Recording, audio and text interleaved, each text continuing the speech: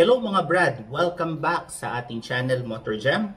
At sa araw na ito, isa na namang do-it-yourself tip at maintenance ang gagawin natin. At tayo po ay magpapalit ng filter or air filter ng ating NMAX motorcycle. So sana po meron kayong matutunan sa araw na ito. At kung bago ka pa lang sa channel ko, don't forget to click like and subscribe to my channel at share mo na rin ang video natin sa araw na ito. Kaya kung handa na kayo, let's go mga Brad! Familiar. So if you don't know by now, then you should probably get familiar. So, ito po ang gagamitin nating air filter para sa ating NMAX motorcycle.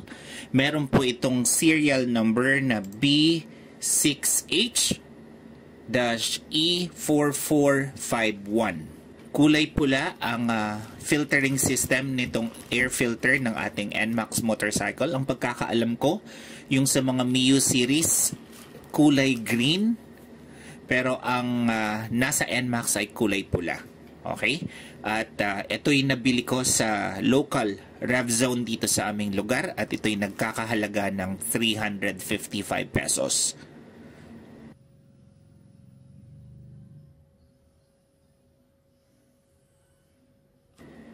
So, ang kailangan lang natin pag tayo magpapalit ng air filter or ang mga tools na kailangan natin ay kailangan natin ng Phillips screw at saka 10mm na socket kung meron kayo. Yun lang ang kailangan natin.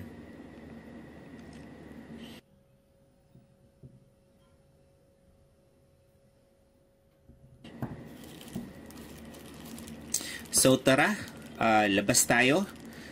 Palitan natin ng air filter ang ating NMAX motorcycle.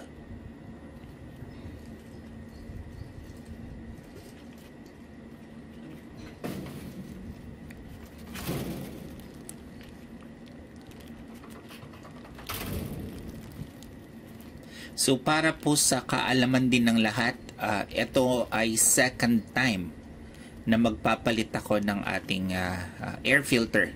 Okay, lagay muna natin dito yan. Okay.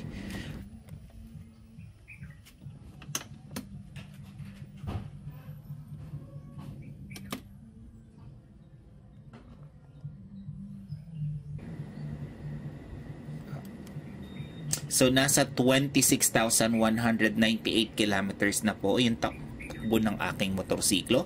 Medyo nagbi-blink na rin yung aking belt. So, papalitan na rin natin yan.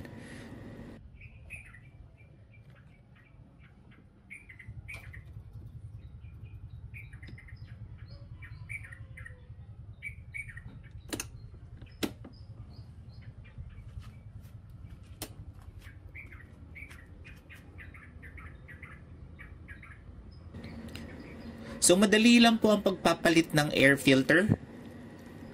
Ang ating gagawin ay tatanggalin lang natin yung mga screw gamit ng ating Phillips screw. Okay? At saka gamit ng ating 10mm na socket. Kung meron kayong T-wrench, pwede nyong gamitin pang tanggal ng dalawang 10mm bolts. Okay?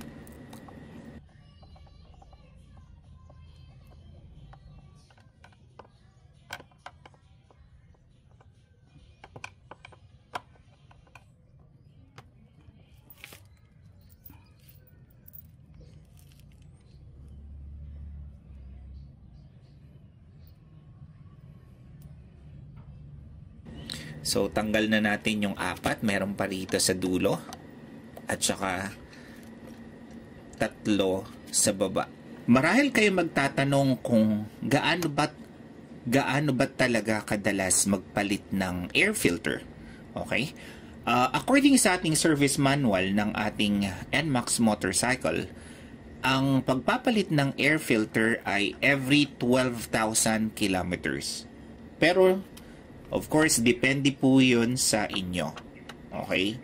Yan lang po yung suggestion ng ating service manual. Pero kung gusto nyo na magpalit ng mas maaga, pwede nyo pong gawin yon. At usually kapag ang ating lugar ay maalikabok, mas mainam siguro na wag na nating antayin pa ang 12,000 kilometers. Pwede tayo magpalit mga around 8 to 10,000 kilometers. Anyway, it's only 355 pesos. Ayan. So, kitang-kita nyo po, sobrang itim na ng ating air filter. Hindi na po meron ng pinaghalong alikabok at saka langis. Kaya kailangan na talaga tayo magpalit. 12,000 kilometers sa service manual. Alam ko po sumobra na ako ng 12,000 kilometers. Pero kung kaya nyo pong palitan na mas maaga, gawin nyo po. Kita nyo na yung mga alikabok at saka langis na meron sa loob.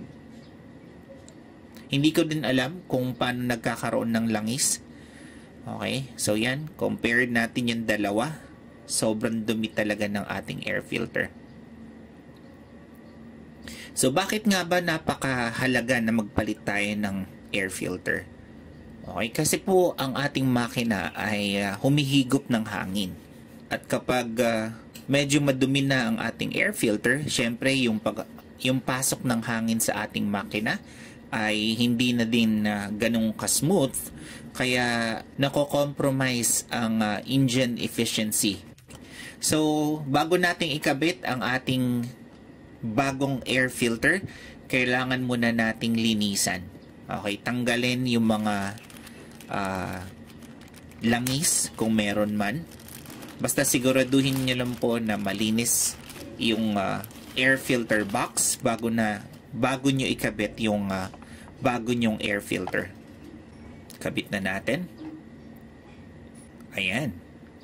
So linisin na rin natin yung ating cover. Okay, importante po talaga na malinis bago nating ikabit. Once maikabit na po natin, meron po akong ituturo sa inyo. Hindi ko po alam kung alam nyo na po ito, pero ito po yung isang tip pag ibabalik po natin yung ating mga screw. Alam po natin na ang cover ng ating air filter ay gawa po sa plastic. Kaya ang ginagawa ko po lagi bago ko ikinakabit yung mga tornilyo ng air filter box, ang aking ginagawa ay counterclockwise muna bago pihitin ng clockwise. Okay? Counterclockwise or paluwag bago nyo higpitan. Bakit po importante yung ganito? Kasi para hindi po masira yung thread ng ating plastic.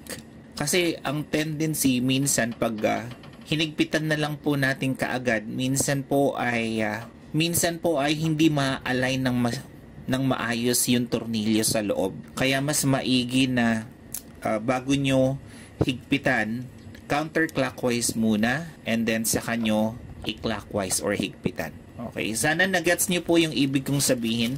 Yung po ay makakaiwas na masira yung thread sa loob ng ating plastic, yung plastic sa loob. So ganyan lang po kabilis at kadaling magpalit ng air filter ng ating NMAX motorcycle. So sana po may natutunan kayo sa araw na ito. At kung bago ka pa lang sa channel ko at gusto mo ng mga ganitong content, don't forget to click like and subscribe to my channel. At saka click mo na rin yung notification bell para updated ka sa mga videos na aking inilalabas. Hanggang sa muli, thank you for watching my channel at ingat po kayo mga brother.